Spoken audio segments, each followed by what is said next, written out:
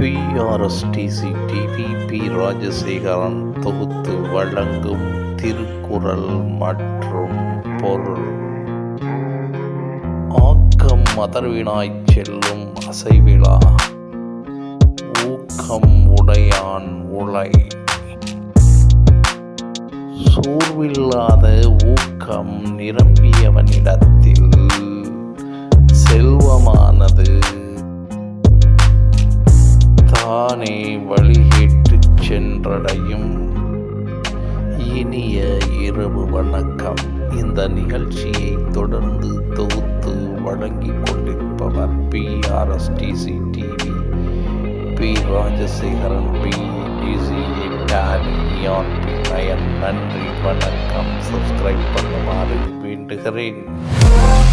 நிகழ்ச்சி தொகுப்பாளர் B. Rajasekaran B.